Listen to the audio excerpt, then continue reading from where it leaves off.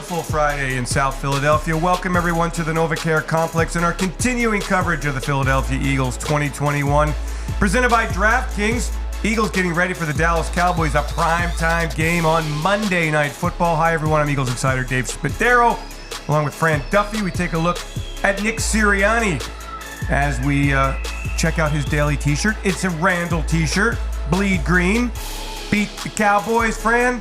Always a fun time when the Cowboys are on the horizon. No question. That's obviously a huge week here in Philadelphia. Big week down there for them as well. It's their home opener as they welcome the Eagles to town for Monday Night Football prime time. The Eagles have not won in the last 3 trips down to Jerry World, so hopefully to get back in the win column here on Monday night. Yeah, after a very tough loss on Sunday at Lincoln Financial Field, a game, Fran, the Eagles had it. Yep. It's one of those games that a young team needs to win, needs to learn how to win. So we go back to the drawing board and see what Nick and his coaching staff have dialed up for a Cowboys team coming off a terrific win against the Los Angeles Chargers. Greg Zuerlein, a bit of a goat the week before, booms a 56-yard field goal, and the Cowboys capture their first win of the season. Fran, let's get everybody caught up here on some injury news for the Eagles. Still no, as we understand it now, still no Zach Ertz on the practice field. He remains on the COVID-19 list. We'll find out today about Miles Sanders, who was limited in practice on Thursday. He had a little chest injury. Jason Kelce, a day of rest, along with a foot injury yesterday. We'll see if he's out there today. And Rodney McLeod, we keep our eyes on Rodney McLeod, number 23. When will he get back on the field? It's going to be a big addition to this Eagles defense when he does get back into the lineup.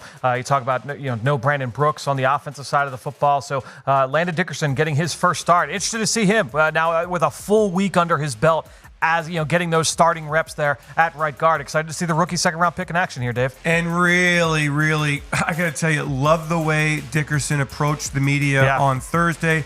Hey, I didn't play to the standard set by this organization, by this coaching staff, and by the players on the offensive line. The big man was peeved at himself, but a really tough situation. I mean, he goes in there, and the Eagles are backed up at their 3-yard line, had only started taking reps a couple of days earlier at right guard, so you would expect a big jump from Dickerson with a full week of reps next to Lane Johnson to his right and Jason Kelce, hopefully on the practice field today, to his left. And you love the quote, too, excuses breed mediocrity, and just kind of speaking to the mindset that Landon Dickerson brings to the table. And it's one of the reasons why the Eagles loved him so much during the pre-draft process. And there's Rodney McLeod. We take a look at him as he goes through a stretch. Now, he's been limited for these couple of weeks here. He's been practicing. Obviously, he's on the active roster. Had the knee surgery last December after suffering the torn ACL in the win over the New Orleans Saints. And the Eagles playing well defensively without him, ranking among the best in the league in points allowed, yards allowed. Eagles doing a nice job, but would really love to get Rodney back on the field. The one thing missing from this defense, Fran, has been the takeaways. Yeah. And Jonathan Gannon very confident after a couple players coming close last week with Anthony Harris, a near interception. Steven Nelson, a near interception. A scooped up fumble that got reviewed and got nullified.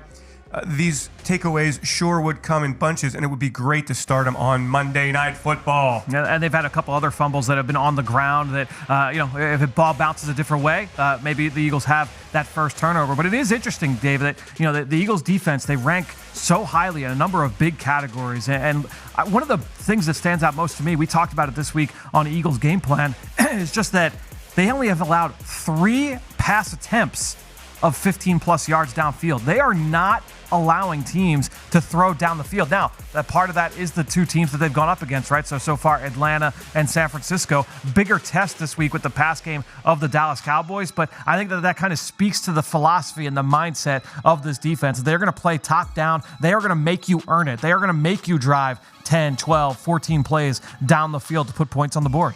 But they're also, as Jonathan has said, they want to take the football away. Yes. So you got to create pressure. Yep. No Brandon Graham. You got a big void there in a lot of ways on that defensive end position.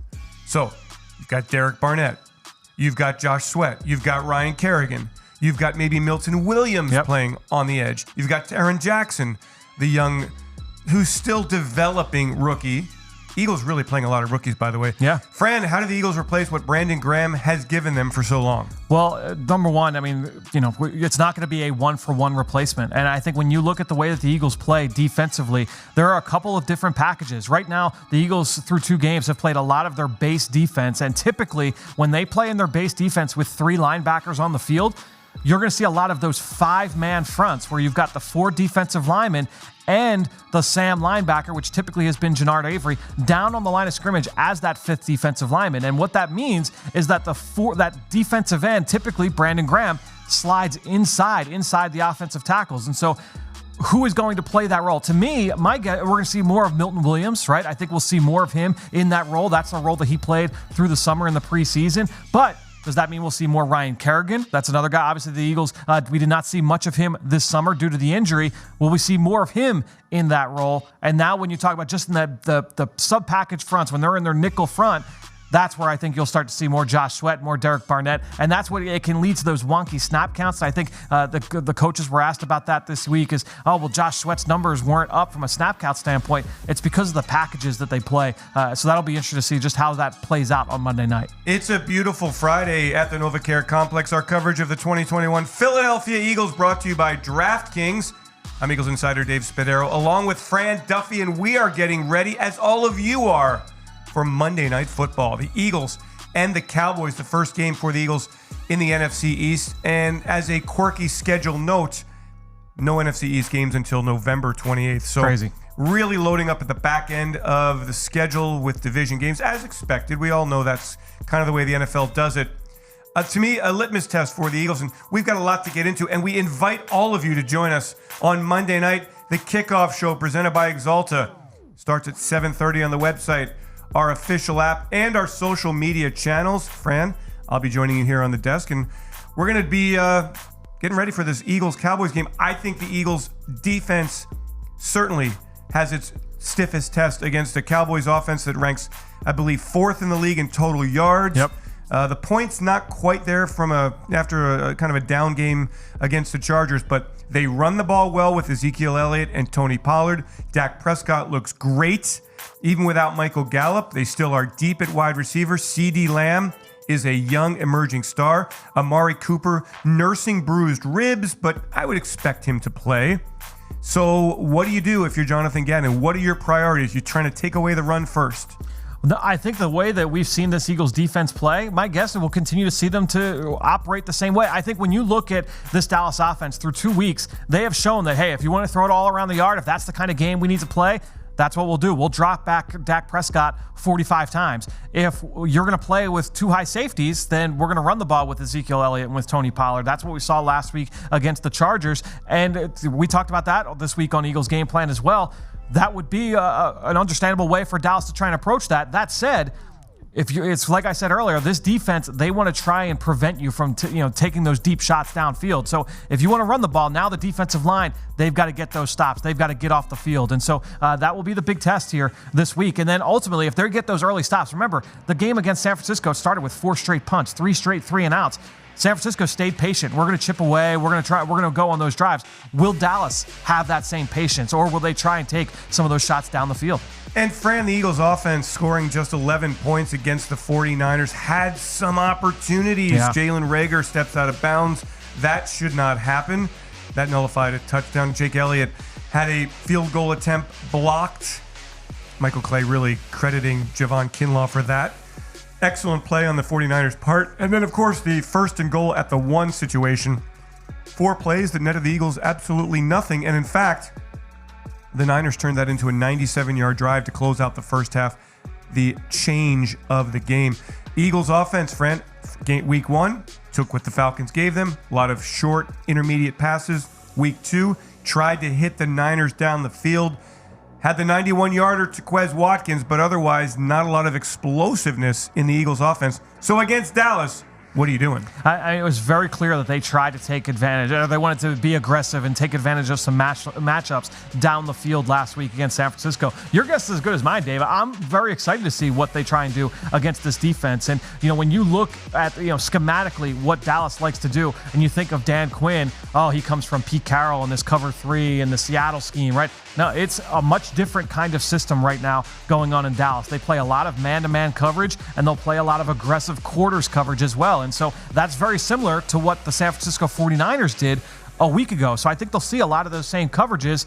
The question is, will they try and do similar things? Will they try and attack downfield, or will we see more of the quick game passing? We saw plenty of screens last week against the Niners, but will we see the ball come out of Jalen Hurts' hands very fast? That front in San Francisco, really, really good. In Dallas, doesn't have that name recognition outside of the first-round pick, Micah Parsons. Yeah, Micah Parsons lining up as a defensive end, great speed off the edge. Randy Gregory coming back from the COVID-19 list. He's expected to play. So off the edge on both sides, the Cowboys do have a lot of speed, explosiveness. Yep. What do they have inside? No DeMarcus Lawrence. They've got some defensive tackles banged up a bit. Fran, what do you expect on Monday from them up front? So they've got a rookie third-round pick, Osa Odigizua from UCLA, played for Chip Kelly the last couple of years out west. And then they've got Carlos Watkins, who they signed in free agency from the Houston Texans. Those are their two primary defensive tackles right now. And honestly, they play a lot of players up front, so you'll see some heavy rotation. I will be interested, though, Dave. I just talked with Dave Hellman at DallasCowboys.com over on the Eagle Eye in the Sky podcast, and he presented the point that, they were really shorthanded up front last week. You mentioned Randy Gregory was on the COVID-19 list. Despite the loss of DeMarcus Lawrence, will Micah Parsons have to be a full-time defensive end moving forward, or will they try and transition him more into that hybrid linebacker pass rusher role and see him play off the ball? Maybe he'll be a spy against Jalen Hurts. That could be something to watch in this game. If they start to get some of these bodies back outside of DeMarcus Lawrence, will they feel a little bit more free to be able to keep Parsons more at linebacker? Yeah, and certainly the Cowboys' strength is at linebacker. They've got Leighton Vander Esch. They've got Jalen Smith, who's healthy. So by moving Parsons to defensive end, they were able to get those two linebackers on the field more. And they had a solid game, although the Chargers did make a lot of mistakes and had so many chances to win that football game and put the Cowboys in an 0-2 hole. But as it is now, the NFC East, the Eagles, the Washington football team, and the Dallas Cowboys all 1-1, Fran, in a division that's very much there for the taking. Yeah, we know how wide open the division is and has been over the last couple of decades. Always a new winner in the NFC East year over year. So the only thing we feel confident in is that Washington will not win the division here in 2021. But it's always fun to have these early season matchups. We saw Washington and New York play last week. Now we get the Eagles Cowboys this week. And like you said, it's the last NFC East matchup for a couple months here. Yeah, this is fun. It's a beautiful Friday. We know you're excited. We're looking forward to a great weekend that's capped off by Monday Night Football. The Eagles in prime time. It is Beat Dallas week, and everybody here at the NovaCare Complex embracing that concept. The Eagles' biggest rivals in this division. They've won 3 straight games against the Eagles in Arlington, Texas. So it's a big one for the Eagles, and we find out on a national stage what is up Nick Sirianni's sleeve, what Jonathan Gannon has planned. As you continue, Fran, I don't think I have a good sense yet of what this football team is all about. I think there's pieces that I feel good about and pieces that I'm not sure about yet. Yep. Jalen Hurts has played very solid football, made good decisions, didn't get the ball down the field last week, as I think Nick said this as well. At times, didn't set up quickly enough and get the launch out. Yep. Because he did have Devontae open a couple times down the field. And it was interesting to watch the way the Niners played Devontae Smith and were physical with him in a man-to-man situation.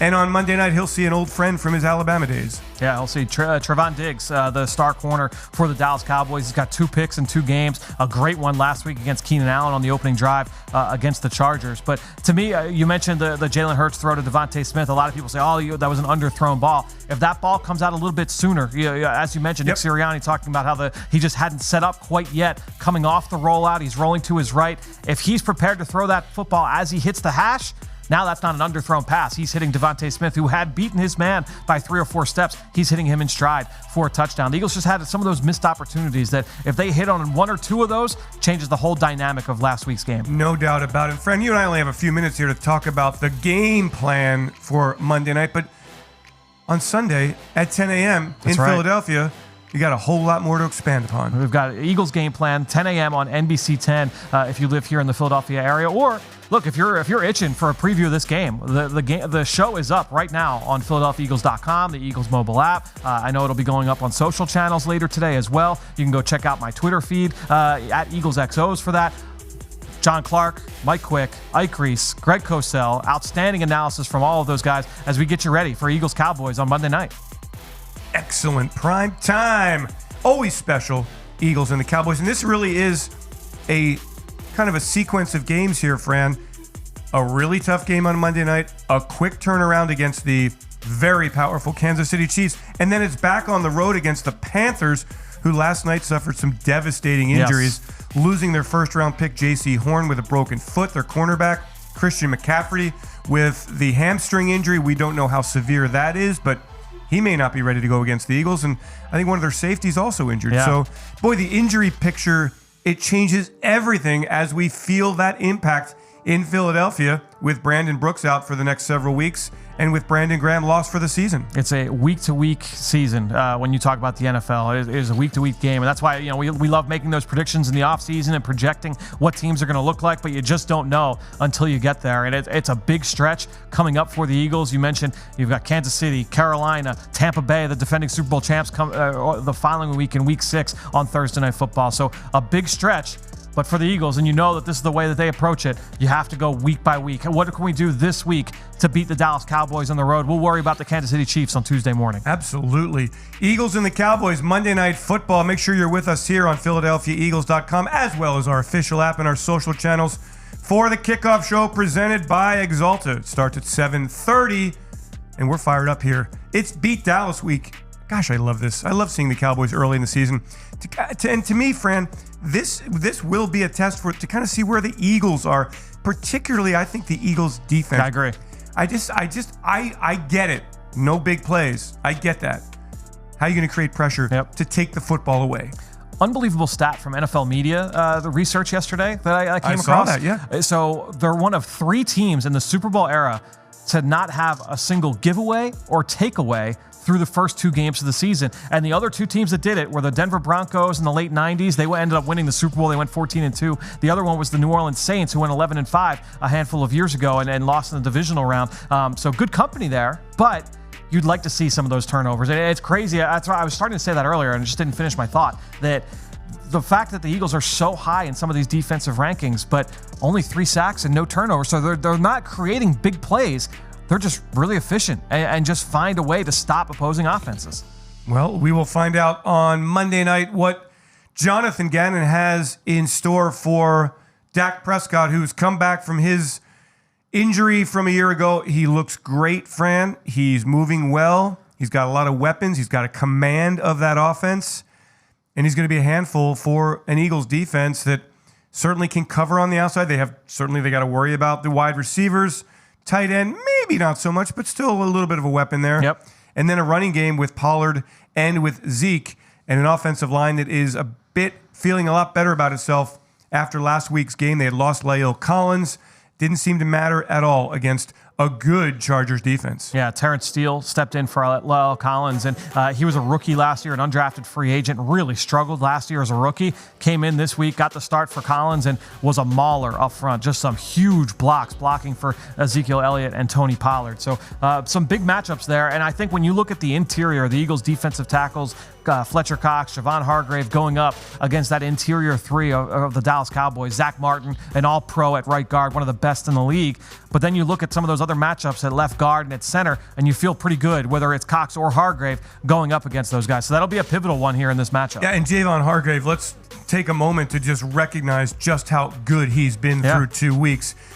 He has been dominant inside. Great power off the ball. We saw it when he came in Philadelphia. Certainly saw it in training camp this year. Now that he's been healthy and understands where he is with his defense and understands the relationship with Fletcher Cox and has the level of confidence that he has, he is just blowing people up with that quickness and that power off the line of scrimmage. I mean, teams are still consistently on passing down, sliding towards Fletcher Cox, and that's just going to consistently create these one-on-ones for Hargrave. And he has shown that he is a load to win against as a blocker. And so when you win with quickness and with power and with technique and effort like Hargrave does, you are really, really tough to be able to block against. And if teams then decide, well, hey, we need to give this guy extra attention, we need to slide his way, well, now you're leaving Fletcher Cox one-on-one, and you feel pretty good about that as a matchup as well defensively. And so the Eagles, they really have something cooking here, really the strength of that defensive front. How do you look at the linebackers and the responsibilities, Fran, that they have? Eric Wilson, TJ Edwards, Alex Singleton, Sean Bradley,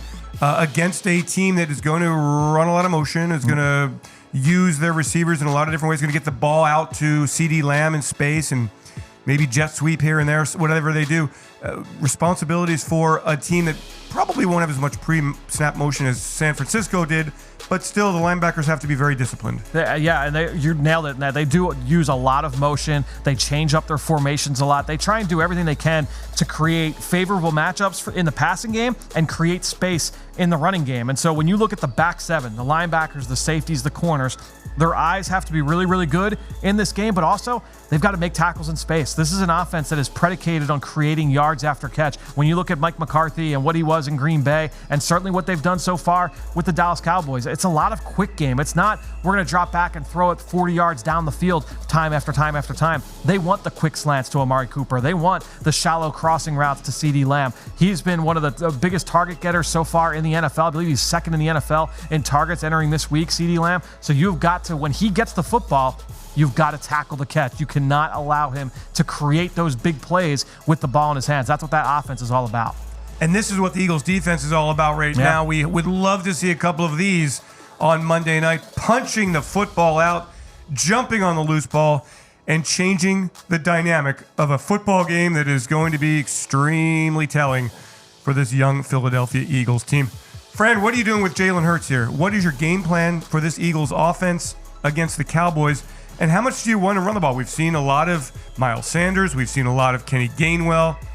Did not run the football well in the red zone on Sunday. 3 rushing attempts, -1 yard. That's got to improve. And the short yardage offense, I think Nick Sirianni and I spoke about that earlier this week. That's something he would like to improve as well. Yeah, they had a couple big conversions early in the game on 3rd and 1, 3rd and 3. We're able to say, all right, well, now we're getting things going. But when they got inside the 20, inside the 25, things kind of stifled up a little bit. And I think when you look at the run game, obviously losing Brandon Brooks certainly hurts there. On the interior, he and Lane Johnson work so well together. But I think getting Landon Dickerson in there with a full week, I think that will help. I'm excited to see Jalen Hurts go up against this defense. Obviously, going on the road, he's never really played the Cowboys, so being able to get him on the road, down there in a hostile environment, you know it's going to be loud. Like I said earlier, it's the home opener for them. It's a tough defense. Just continue to make good decisions with the football. Understand when you can use your legs and run and pick up those chunk yardage, and when you want to get the ball out and make sure you get it out on time. I think that's the big thing, is that the stat line could have looked so much different last week for Jalen Hurts if a couple things change here and there. Some things in his control, some things out of his control, but just continue to play the way that he's been playing. I did not look at last week as, oh man, that was a rough game for Jalen Hurts. I'm excited to see what he can continue to build upon. Where are the Cowboys weak? Do we know yet on defense? I think when you look at the other corner spot, aside from Trayvon Diggs, they spent a 2nd-round pick on a rookie corner from Kentucky who he's been he's been banged up and has not been able to play. So they still have the veteran Anthony Brown over there. I think that's an area. And then also, look, the linebackers, remember the Jalen Smith and Leighton Vander Esch, they were the starters for most of the season last year. And when you look at both of those guys, all the different motions and backfield actions and play action and anything that's got misdirection involved, I think you can kind of work on those guys as well. That's what we've seen on tape over the last couple of years. So that'll be something I'm interested to watch here as we get into Monday night. We welcome you in on this Friday to the NovaCare Complex, our live coverage of the 2021 Philadelphia Eagles on this Friday, presented by DraftKings. Dave Spadaro, Fran Duffy. Eagles will hit the road on Sunday and get ready for their first primetime game of the season. Really critical that the Eagles get off to a good start as the Cowboys playing their home opener at AT&T Stadium. We expect a fair number of Eagles fans in attendance, as always, but it's nice to get those Cowboys fans a little riled up and frustrated early in the game, and to do that, Eagles need to score some points. If it's a shootout, it would be a bit concerning to me. I kind of expect it to be a high-scoring game, Fran, to be honest with you. I see two offenses that really have the capability of lighting things up. That's the thing, is that I think when you look at this offense, there's just so much speed at all of the skill positions. And so while Dallas's defense has played better through 2 games than they did for the majority of last year, you still have to worry. If you're them, you have to worry about the speed at receiver, the speed at tight end, the speed at running back. And if the Eagles can get things going like what we saw in Atlanta, they're a lot of trouble to deal with. Still awaiting word on the health status, and we'll have an update for you on PhiladelphiaEagles.com, as well as our official app and our social media channels. The official injury update: Zach Ertz, no sign of him at practice. He's got to have two negative COVID tests in 24-hour periods. So we are waiting for that. He went on the COVID reserve list on Monday, and he remains there. On Friday, the Eagles signing Richard Rodgers to the practice squad just in case, although they've got a lot of confidence in Dallas Goedert and the rookie Jack Stahl from Nebraska. Fran, good blocker, and we've seen in the preseason and in some of those joint practices also a very capable receiver. Very, very reliable at the catch point. I know he had that one drop. Was it the first preseason game against Pittsburgh? But outside of that, I mean, he has been really, really reliable at the catch point. He's made some outstanding one-handed grabs over since he's started here in the summer. So excited to see Jack Stoll if he does get some extra opportunities here as we take a look at the tight ends now, going through some drills here blocking. Yeah, and we are taking a look, and that is Jack and Dallas Goedert working with tight ends coach Jason Michael. And the Eagles obviously looking at a two tight end situation at the moment on the active roster for this game. Obviously, with Richard Rodgers, he can plug and play with no problem. And he was really productive last year when the Eagles needed him. So I think the Eagles are very well stocked at the tight end position, at least, and a very, very capable coach in Jason Michael, who's made Jack Stoll a lot better. Dallas Goedert hasn't been as involved, I guess, as some people are looking for. The old idea, Fran, throws over the middle. Well, sometimes they're just not there. Right, and that's the thing, is that when you look at just the areas of the field that the Eagles are attacking right now, that's where they've decided to go, is outside the numbers along the sideline. That's where some of those easy layup throws, those bubble screens, and those quick corner routes, those hitches, that's where a lot of those have been. So we'll see. I mean, it's a small sample size through 2 games. We'll see if that continues to be a trend. But we know that Dallas Goedert, he's got the ability to impact every area of the field, and that's a strength of his game. Favorite Cowboys-Eagles memory, Fran? There's so many. I mean, we're going to go to 2008. I know that. That's got to be. That's got to be 44-8. Yep. Eagles victory. Look, I mean, there have been some spectacular games. Jordan Matthews with the big touchdown. That was a big one. That was a Sunday Night Football game, right? Brandon Boykin clinching the Eagles division win. With a division win 2013. Eagles win the NFC East when he intercepts what quarterback? That was intercepting. Come on, Fran. Come on, Fran. I wasn't even that long ago. 2013. It all starts to blur, doesn't it? Yes, exactly right. How about the name Kyle Orton? Kyle Orton. Wow, you're still going at that point, huh? Yes. At the age of 52, he threw an interception to Brandon Boykin, who slid down, and the Eagles win the NFC East. And oh, what a feeling it was for the early days of Chip Kelly when we thought he was going to change the game in the NFL. 4th and 1 twice. Well, that's 1996, we're going back a bit further, yep. I mean, look, you want to go back before you were born, 1980. Yep, well, that's right. So that's the ultimate. You beat the Cowboys and go to the Super Bowl. That is pretty darn sweet. Lito Shepherd, 2006. That's a big one. Yeah, that's a big one for Interception return, great game. Of course, the 2008 game with Chris Clemens returning a fumble for a touchdown. I think Jose Leo Hansen had a fumble return. James Willis pitching the ball to Troy Vincent. Yeah, the pickle juice game, of course, was a big one. A big one, yeah. All of these great moments. Eagles, Cowboys, one of the best rivalries in all of sports. And we're glad to have you with us here on this Friday. And we know you'll be with us on Monday night for our kickoff show presented by Exalta, which begins at 7:30. Until then, everybody, we thank you so much for joining us. Our coverage of the Philadelphia Eagles 2021 presented by DraftKings here at the NovaCare Complex. For Fran Duffy, I'm Dave Spadaro. Have yourselves a great Eagles day. Fly, Eagles, fly, and go Birds! Beat the Cowboys.